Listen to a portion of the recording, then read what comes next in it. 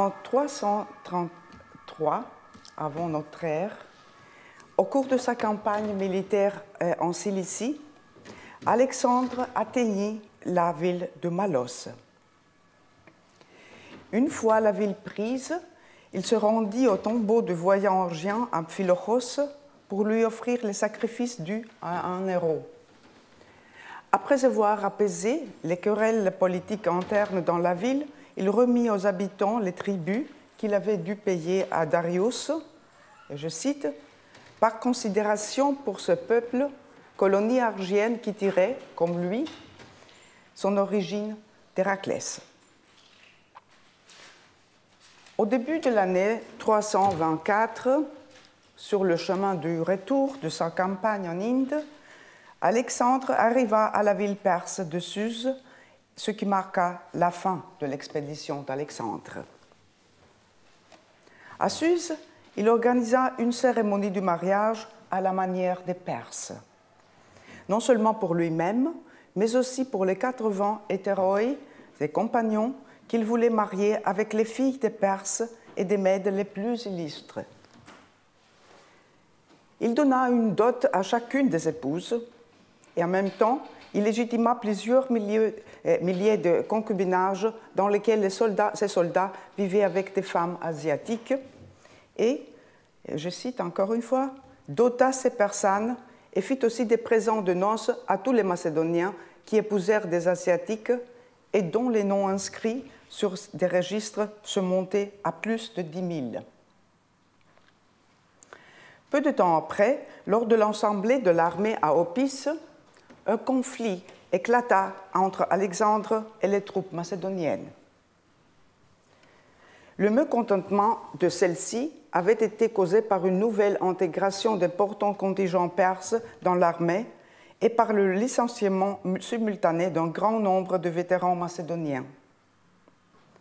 Les soldats macédoniens craignaient d'être de plus en plus marginalisés. Ils protestèrent haut et fort pendant l'assemblée et prirent Alexandre à partie. 2 jours plus tard, un raccommodement eut lieu après qu'une délégation menée par Calliclès avait rendu visite à Alexandre pour lui demander pardon et lui proposer une réconciliation. Arrien rapporte leur dialogue en ces termes.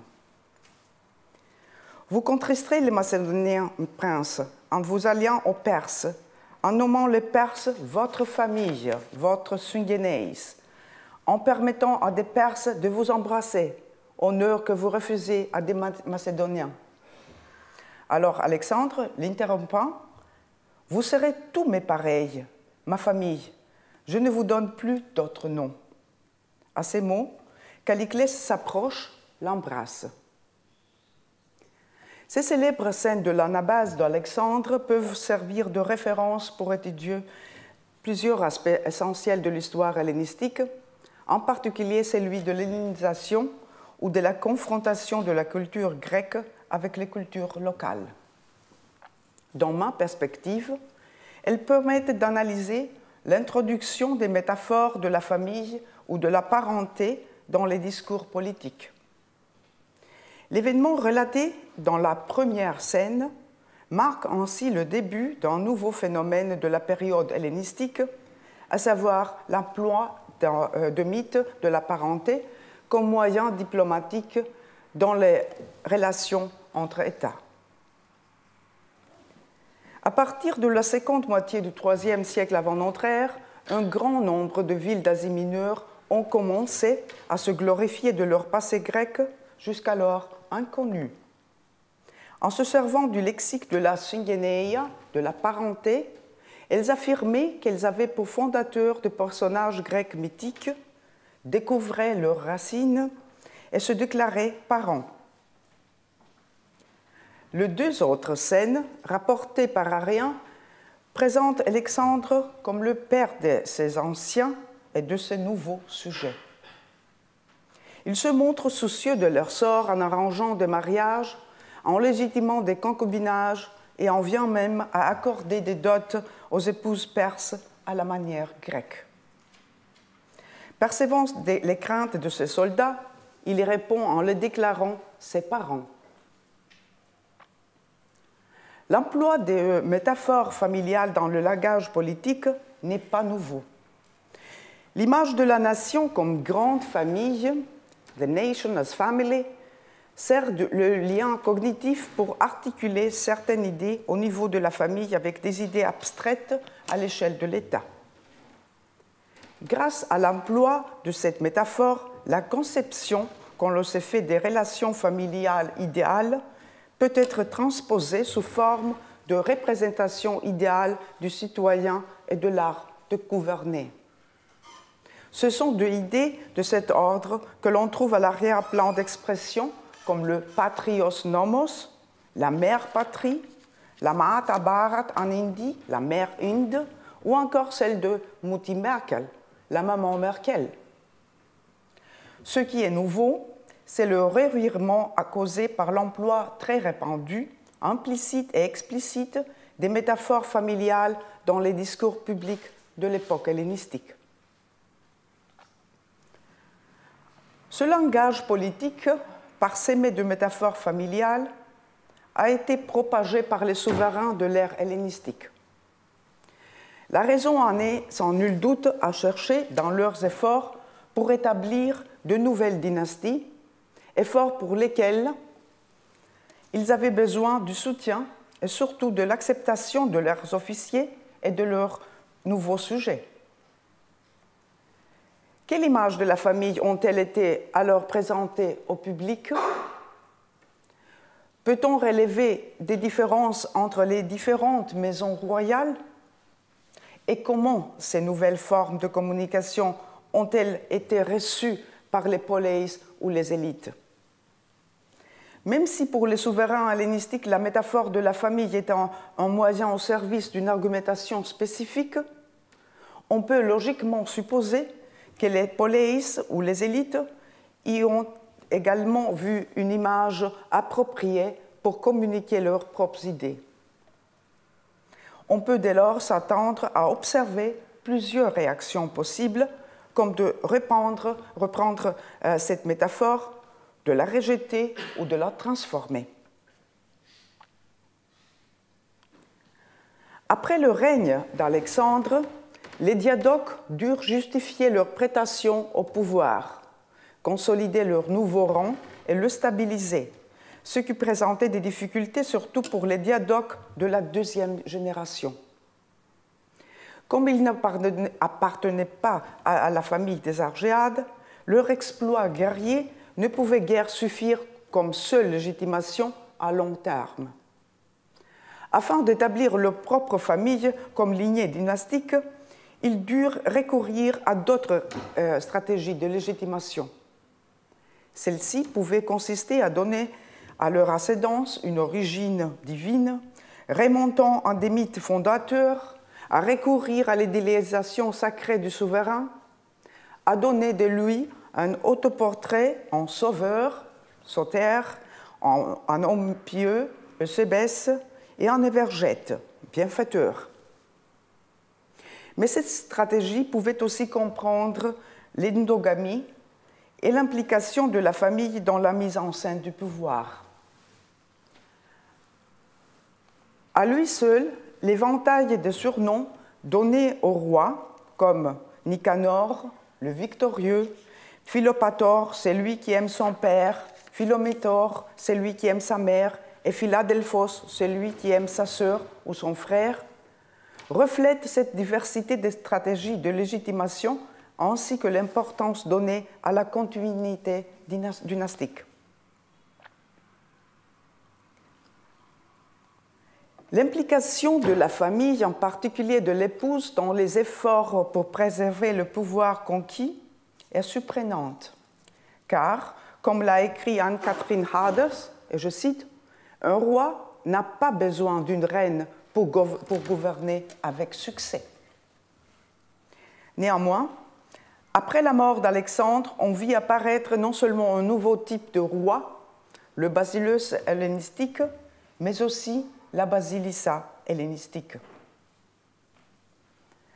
La nécessité d'utiliser la succession dynastique pour légitimer la royauté hellénistique a créé un nouveau cadre d'action, non seulement pour le roi en tant qu'héritier, époux et père, mais aussi pour la reine en tant qu'épouse et mère.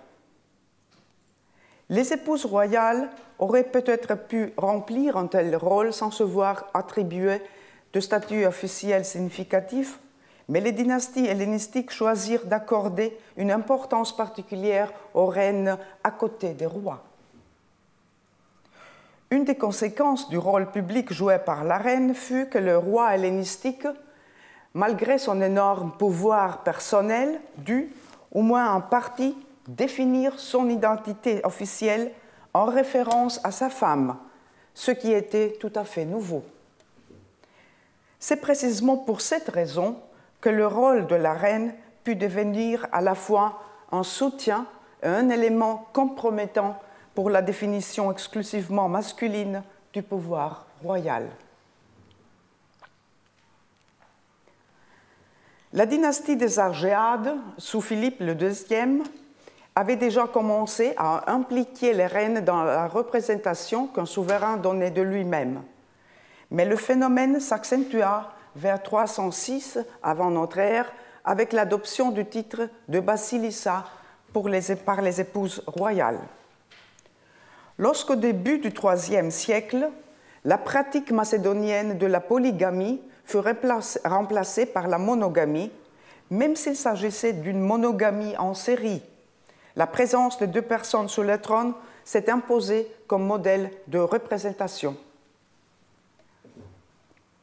Cette dualité a pris une forme extrême dans le mariage entre frères et sœurs inauguré par Ptolémée II. L'union de ce dernier avec sa sœur Arsinoé la deuxième faisait de l'identité des ascendances matrilinéaires et patrilinéaires des époux le signe d'une double légitimation. Aussi devant elle le modèle standard de l'image ptolémaïque du pouvoir. À cette fin furent créées des formes de représentation spécifiques comme le double portrait que vous voyez ici. Ce seul fait montre clairement que la reine n'était pas seulement devenue partie intégrante de l'image officielle du roi, mais que la complétait. Cette solution endogamique permettait de bannir les incertitudes liées à tout mariage, comme le souligne également la formule officielle par laquelle on s'adressait aux époux royaux en les appelant frères et sœurs. Si l'on considère que cette formule de salutation n'était pas utilisée seulement chez les Ptolémées, comme le montrent les exemples d'Antiochos III et de Laodiquée, on peut en conclure que l'emploi de cette formule n'était pas simplement l'expression de la parenté biologique, mais surtout celle des liens familiaux. La perpétuation de la lignée familiale et héréditaire était le but commun d'un couple royal agissant de concert. Ce but commun, poursuivi par les couples royaux, devait être défini et communiqué publiquement. La construction de la première famille du royaume s'est déroulée de différentes manières et sur plusieurs niveaux dans les dynasties hellénistiques, et elle a connu différentes mises en scène. Ce fut là une occasion pour définir les rôles masculins et féminins au sein de la famille et dans la représentation qu'on donnait d'elle à l'extérieur, c'est-à-dire dans l'exercice du pouvoir. Il fallait faire accepter l'affirmation que le souverain était un être élu par différents groupes, depuis la cour royale jusqu'au sujet, voire des personnes et des institutions extérieures au royaume. Afin de transmettre ce qui était nouveau, on se servait de modèles généralement admis, mais en employant des moyens de communication très divers. L'historiographie, la poésie, la frappe de monnaie, la sculpture, l'architecture, les actions de bienfaisance, les cérémonies et les actions du culte. Dans cette perspective, la position de la reine est explicitée par ses qualités d'épouse aimante, soutenant son époux, et de mère pleine de sollicitude. Les poètes de la cour ptolémaïque soulignent l'amour mutuel que se portent le roi et la reine. Ainsi, dans le poème de Callimaque, La boucle de Bérénice, on voit Bérénice la deuxième pleurer l'absence de son mari Ptolémée le troisième, parti en campagne militaire en Syrie. Et je cite « Ô combien sur ta couche solitaire tu plairas ton veuvage et l'absence d'un frère adoré. Quel chagrin dévorant rongeait alors ton cœur. Et pourtant, je t'ai connue si courageuse dès ta plus tendre jeunesse. As-tu donc oublié cette action héroïque que les plus grands guerriers auraient à peine osé et qui te valut et l'humain et le trône? Mais qu'ils furent tristes, les adieux que tu adressas à ton époux en le quittant. Théocrite lui aussi souligne l'amour exceptionnel unissant Arsinoé la deuxième et son mari et frère. Il compare leur mariage avec le hieros gamos du couple olympien des frères et sœurs qu'étaient Zeus et Héra. Des aspects de la vie privée du couple royal et surtout leur amour conjugal, analogue à l'amour du vin, sont présentés au public. Ici, le roi combattant et vainqueur, là, l'épouse aimante et courageuse. Leur amour mutuel et leur solidarité, l'un envers l'autre, forment la base sur laquelle devait reposer la prospérité de la dynastie, mais aussi le bien-être du royaume et de ses sujets. On retrouve le même choix minutieux dans le portrait de la reine en tant que mère. Un épisode relaté par Polybe raconte le retour d'Apollonice, l'épouse d'Attale Ier de la dynastie des Attalides, accompagnée par 2 de ses 4 fils dans sa ville natale de Cyzique. Et je cite « Au cours de leur séjour à Cyzique, Attale et son frère conquirent l'estime de tous en témoignant à leur mère toute la gratitude et tous les honneurs qu'elle méritait. Ils la placèrent entre eux deux et, la tenant chacun par une main, parcoururent les sanctuaires et la ville en grand cortège. Devant ce spectacle, le public acclamait les jeunes gens et les couvrait de louanges.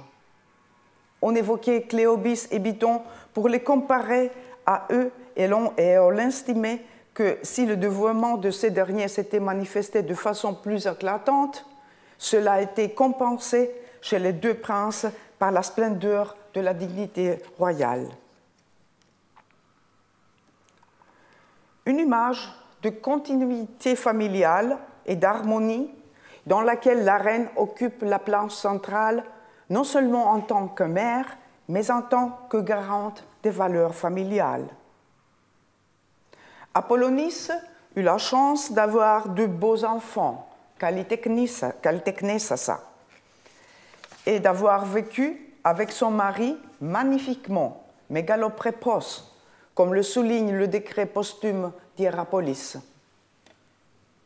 Après la mort de son époux, elle s'occupa de l'éducation de ses enfants et surtout, dotée de l'autorité de la famille, elle s'efforça de maintenir l'équilibre entre les membres masculins de la famille.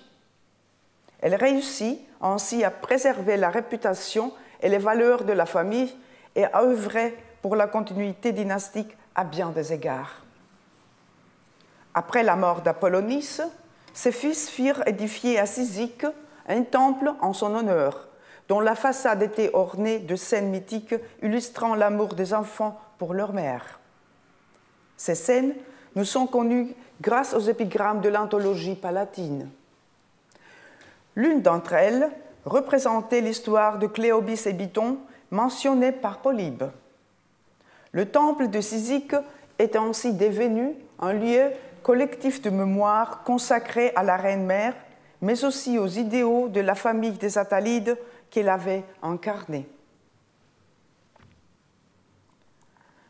Bien que les qualités d'une reine en tant qu'épouse et mère puissent former la base de la continuité dynastique, elles ne déploient pleinement leur effet que si elles sont utilisées non seulement au sein de sa propre famille, mais aussi dans l'exercice de ses fonctions de reine.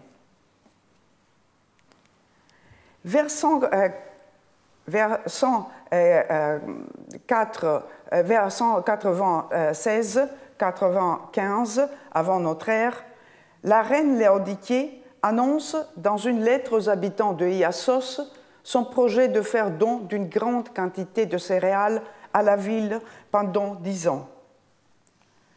Son intention était de créer un fonds avec le produit de la vente des céréales qui permettrait de financer les dots pour les filles des citoyens pauvres.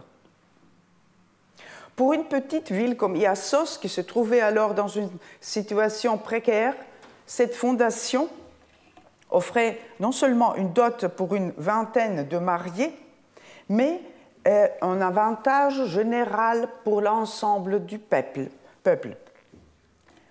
Laodiquée apparaît ici en premier lieu comme la protectrice des filles non mariées et du mariage.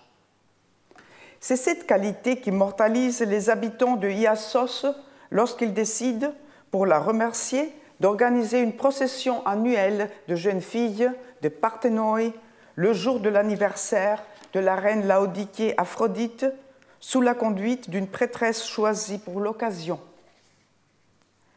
Cette procession des épouses potentielles devait être encadrée par des couples de fiancés qui, après leur mariage, devaient offrir en sacrifice à la reine déesse comme à leur protectrice personnelle.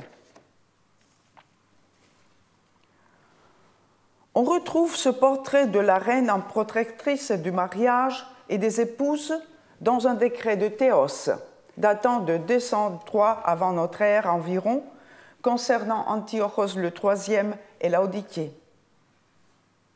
Dans la longue série d'honneurs rendus au couple royal, ressort la construction d'une fontaine dans l'agora, dédiée à Laodiquée, dont elle devait porter le nom.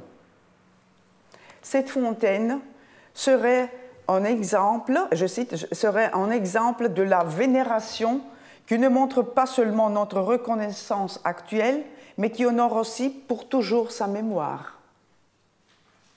Son eau devait être utilisée par tous les prêtres et toutes les prêtresses pour les sacrifices, par tous les citoyens pour leur purification rituelle et par les mariés pour les bains nuptiales. Dans tous ces cas, ceux qui allaient puiser de l'eau à la fontaine devaient porter des vêtements blancs et des couronnes blanches. Comme les fontaines étaient des lieux privilégiés de socialisation féminine dans les villes, la fontaine Laodikeia de l'Agora, avec le va-et-vient continuel de personnes spécialement habillées pour la circonstance, rendrait sensible à chaque instant la relation entre la reine, les actes rituels, la communauté et le mariage. Ces exemples montrent comment les qualités traditionnelles attribuées à la femme sont désormais inscrites dans de nouvelles formes de représentation et dans les pratiques rituelles. Elles donnent une valeur plus haute à la personne de la reine et lui confèrent une fonction de modèle pour ses sujets féminins.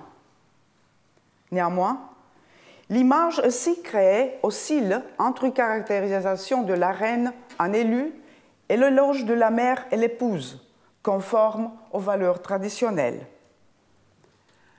Alors que la reine était perçue comme étant située dans une sphère religieuse et mythique par son association et son identification avec une ou plusieurs divinités, le code féminin l'a rapprochée à nouveau du peuple et des autres femmes.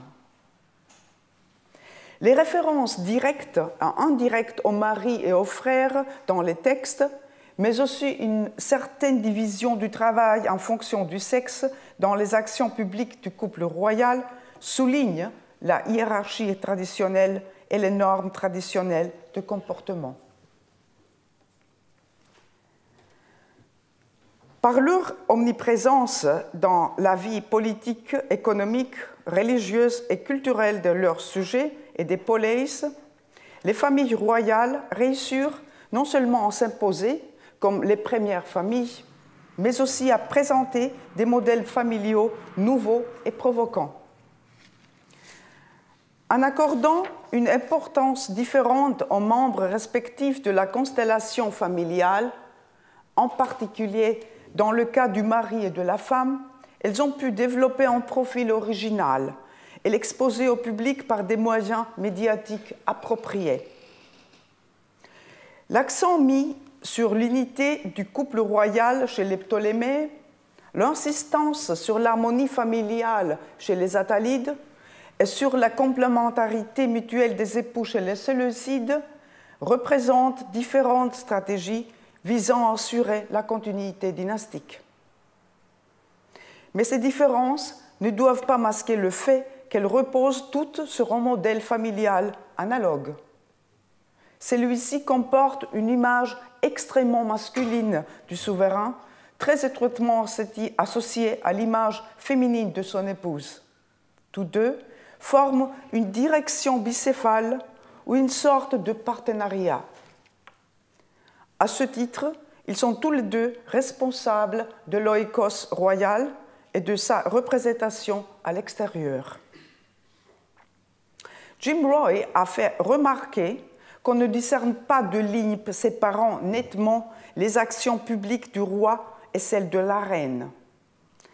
Les limites imposées aux actions de la reine étaient très vaguement définies. S'il n'y avait pas de conflit, ou en tout cas pas de conflit public, entre la politique du roi et les activités de la reine, celle-ci pouvait se voir accorder une place importante dans la vie publique et même intervenir dans une partie des affaires de l'État, mais que cela soit perçu sans que cela soit perçu comme compromettant le pouvoir du souverain ou son image publique. De plus, cette absence de démarcation donnait précisément une certaine souplesse au rôle joué par les épouses royales qui pouvaient intervenir de différentes manières. C'est ce que l'on voit également dans l'identification des reines avec des divinités féminines. Ainsi, Arsinoé, Théa Philadelphos, est-elle, en tant qu'Aphrodite, la protectrice de l'amour et du mariage, en tant qu'Aphrodite Eupléa, la protectrice des marins, et en tant qu'Aphrodite Areia, une déesse armée pour la guerre. L'association avec Aphrodite souligne un thème central chez les Ptolémées, tandis que l'Aphrodite Euploia fait passer au premier plan la politique maritime ptolémaïque et qu'Aphrodite Areia fait le lien avec la tradition des Argéades. La conception de la famille, développée par des maisons royales hellénistiques, a-t-elle exercé une influence aussi sur les sociétés hellénistiques? Il n'est pas facile de répondre à cette question, car cette nouvelle conception comporte de multiples aspects et ses destinataires, les poleis, les élites, les communautés non grecques, ne sont pas non plus homogènes. Lorsque des poleis grecs comme Iassos ou Théos répondent au langage de l'évergétisme et de la famille des rois et des reines et rendent ceux-ci visibles au milieu de leur ville par des statues, des lieux de mémoire, des cultes et des rituels, ces actions sont d'abord à comprendre comme les résultats de négociations dans le cadre d'un dialogue politique. Mais l'adaptation ou encore le rejet de formes de représentation et d'idées royales peuvent aussi marquer à court ou à long terme la vie dans les sociétés en question et déclencher des processus locaux. Les nouvelles formes de représentation des élites dans les poleis, surtout l'érection de statues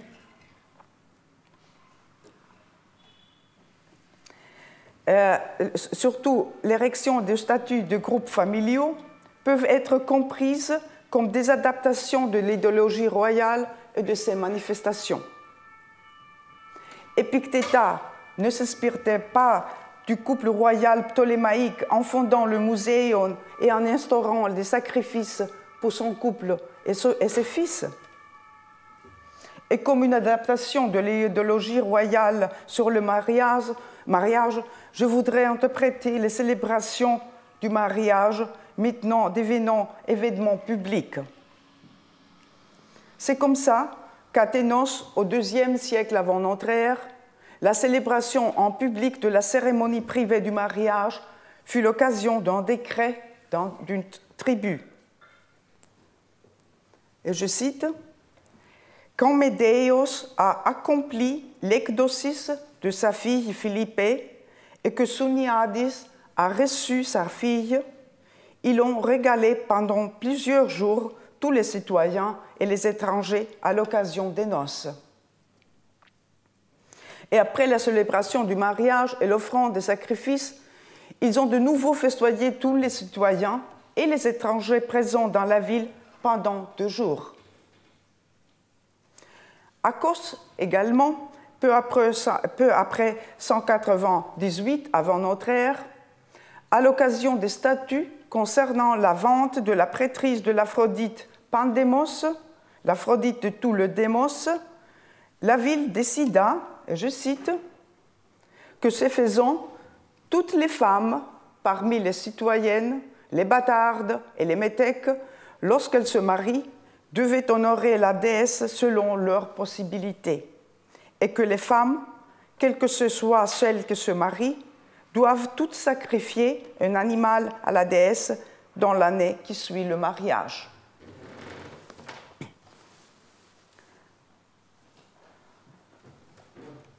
Tandis que le mariage, le couple des époux et la famille dans son ensemble, avec ses membres féminins et masculins, font l'objet d'une attention publique toujours plus grande, d'autres voix s'élèvent à propos de l'oikosmia, du bon ordre, de la bonne conduite des femmes. Cette notion de cosmia est d'abord associée aux gynéconomes, contrôleurs masculins formant une sorte de police de mœurs qui firent leur apparition dans les poleis entre le IVe et le 1er siècle avant notre ère. Ils avaient notamment pour tâche de surveiller le comportement des femmes lors des fêtes, des processions, des cérémonies de culte et de funérailles. Les rites funéraires font ainsi l'objet d'une loi adoptée par la ville de Gambreion en Asie mineure au IIIe siècle avant notre ère. Cette loi comprenait des réglementations concernant la période de deuil, qui devaient s'appliquer à la fois aux hommes et aux femmes, mais pas dans la même mesure. Ce qui montre que le groupe visé par cette loi était en premier lieu celui des femmes, ce n'est pas seulement l'asymétrie entre les hommes et les femmes à propos des vêtements et de la durée du deuil. C'est surtout le fait que les femmes qui transgressaient ces règles étaient punies par les gynéconomes pour manque de respect envers les dieux, Asebeia. Elles étaient exclues de tous les sacrifices offerts à toutes les déités pendant 10 ans. Les spécialistes ont souvent dit que les fonctions exercées par les gynéconomes étaient anachroniques, l'expression nostalgique de valeurs aristocratiques. Mais cette interprétation est contredite par le fait que l'on rencontre aussi cette image de la femme désobéissante ou impure dans un autre type de texte. Il s'agit de normes rituelles comportant des listes de prescriptions concrètes sur les conditions auxquelles quelqu'un qui s'est trouvé en situation d'impureté pourra de nouveau entrer dans un sanctuaire et participer à un culte. Ces textes, qui concernent avant tout les cultes d'Isis, de Sérapis et de divinités syriennes, présentent une étonnante homogénéité, alors qu'ils proviennent de régions différentes est d'une période allant du IIIe au Ier siècle avant notre ère. Ces prescriptions portent sur le nombre de jours pendant lesquels une personne impure doit se tenir éloignée du sanctuaire ou sur les types de purification auxquels elle doit procéder ou sur les dieux. Les causes d'impureté les plus fréquemment mentionnées sont la naissance et les fausses couches, l'avortement, les relations sexuelles ou le décès d'un membre de la famille. Le fait que la plupart de ces facteurs d'impureté touchent à la vie sexuelle des femmes et qu'ils sont plus graves pour elles que pour les hommes, comme en témoignent les plus grands nombres de jours d'abstinence qui leur sont imposés, révèle une asymétrie entre les sexes au point de vue de leur statut d'impureté potentielle. C'est cela qui doit être contrôlé, comme c'était déjà le cas dans la loi édictée à Gampréion. Est-il possible d'entrevoir derrière ces règlements l'émergence d'un autre modèle de femme, celui de la femme pure, c'est-à-dire qui contrôle la femme qui contrôle sa sexualité? À cet égard, il est intéressant de lire la section de la réglementation d'un culte privé de Philadelphie en Lydie qui concerne le comportement sexuel des hommes et des femmes.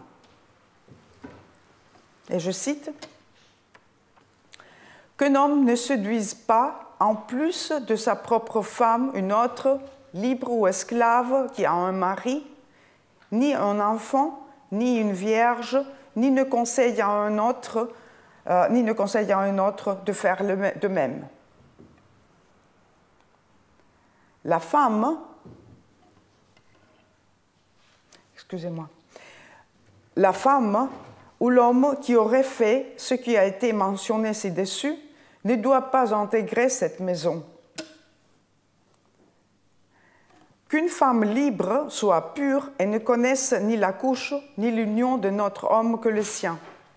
Si elle en faisait l'expérience, que celle-ci ne soit pas pure, mais souillée, et pleine d'une souillure se répandant sur sa parenté, indigne d'honorer ces dieux dont les rites ont été établis, d'approcher les sacrifices, ni de regarder ni de voir la célébration des mystères.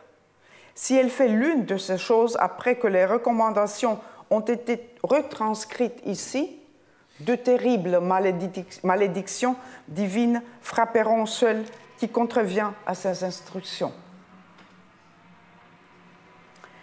Ces clauses rappellent celles des contrats de mariage, par lesquels les époux s'engagent mutuellement à renoncer aux relations extraconjugales. Dans ce dernier cas, les transgressions entraînaient la séparation des époux et la restitution de la dot, mais sans que ces sanctions aient impliqué des connotations morales. Il en va différemment dans la réglementation de Philadelphie. Les relations extraconjugales ne sont pas seulement interdites, elles sont aussi condamnées par la divinité. Mais les conséquences sont plus graves pour une femme. Elle seule est déclarée souillée, indigne d'honorer les dieux, et sa souillure est tellement dangereuse qu'elle risque de s'étendre à toute sa parentèle.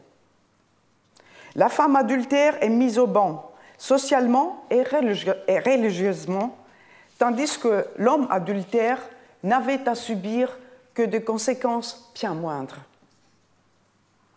Par ces actions, le mariage est indirectement magnifié et protégé comme étant le seul lien social valable.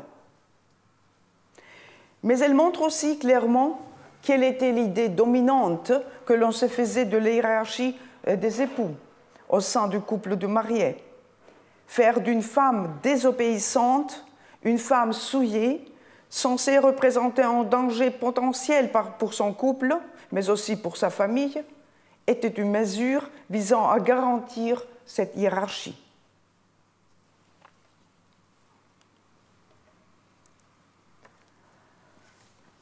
Moi, je suis Isis, la souveraine de toute contrée. J'ai uni la femme et l'homme.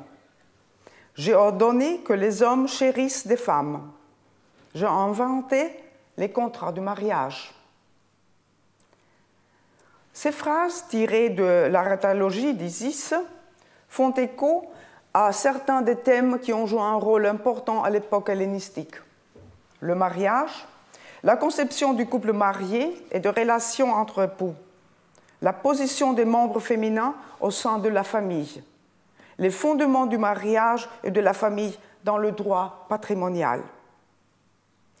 Les documents nous permettent d'analyser comment la dynamique inhérente aux familles se déploie dans le cadre des défis politiques, sociaux et culturels de cette période. On observe également comment le mariage, le couple et la famille ont été intégrés dans les discours de l'époque. Ces différents types de discours de légitimation des dynasties royales, discours portant sur la conduite de la vie conjugale, discours des élites à propos de leur position dans la police, présentent une grande variété d'idées sur ce qu'est un mariage et ce que doit être la relation entre les époux. On y rencontre de nombreux modèles du couple idéal. Le couple traditionnel, le couple dont les époux ont des rôles complémentaires, le couple unissant des compagnons.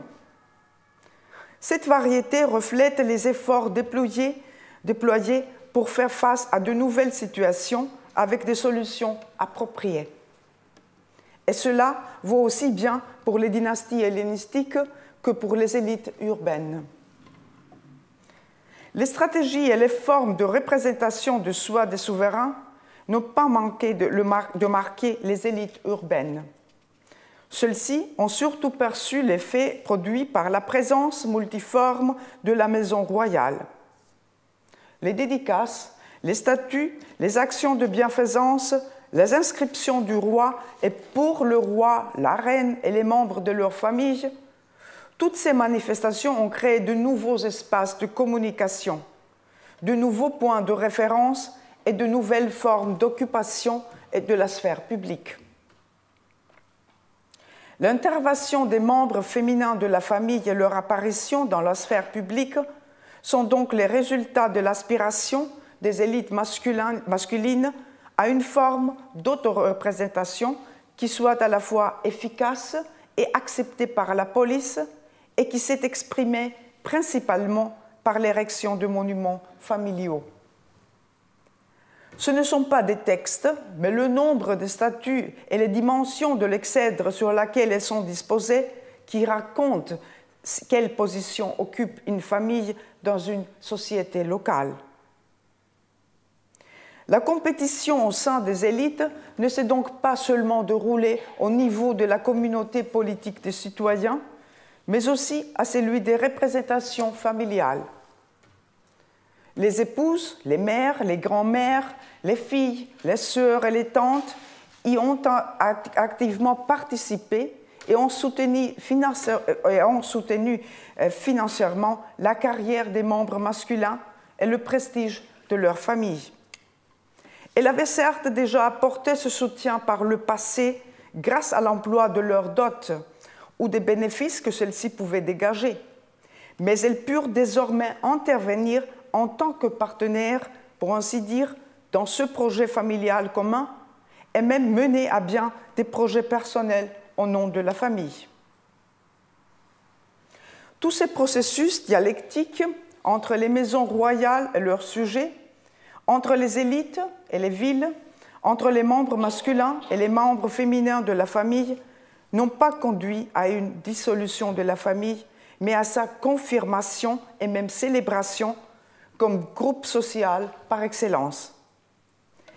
La visibilité de la femme hellénistique doit être comprise comme un des éléments de ce phénomène.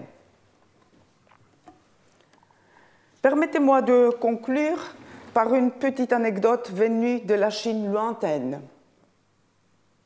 L'empereur de Chine, Hongwu, fondateur de la dynastie Ming au XIVe siècle de notre ère, entendit dire que la famille Zheng était appelée la première famille du monde. Il fit immédiatement venir à lui le chef de la famille Tseng. L'empereur lui demanda « Quel genre de famille est la tienne pour que l'on l'appelle la première famille du monde ?» Le chef de famille répondit « Le gouverneur du pays sait que ma famille vit ici depuis 8 générations et que pendant tout ce temps, il n'y a pas eu un seul incident déshonorant. C'est pourquoi il nous a donné une plaque portant l'inscription « Première famille du monde » en défense et illustration des bonnes mœurs. Je n'oserais certainement pas me donner moi-même ce titre. « Combien de personnes comprend ta famille ?» voulut savoir l'empereur. « Plus de 1000, répondit Tseng. Entendant cela, l'empereur se prit d'une haute estime pour lui. Soudain, la voix calme de l'impératrice Ma se fit entendre. Son Altesse a commencé son ascension avec une seule personne et elle a conquis le monde. Tseng a tant de personnes avec lui, n'est-ce pas plus facile? L'empereur réfléchit un instant, puis demanda « Quel est ton secret pour gouverner la famille ?»« Je n'écoute jamais l'opinion d'une femme, » dit Tseng. L'empereur s'est mis à rire et le renvoya chez lui, car il savait qu'il ne pouvait rien faire sans une femme vertueuse et intelligente. Cette prise de conscience s'est manifestée à bien de reprises pendant l'époque hellénistique. Mais bien entendu, elle n'est jamais parvenue à s'imposer. Je vous remercie de votre participation et je te remercie pour ton invitation. Merci beaucoup.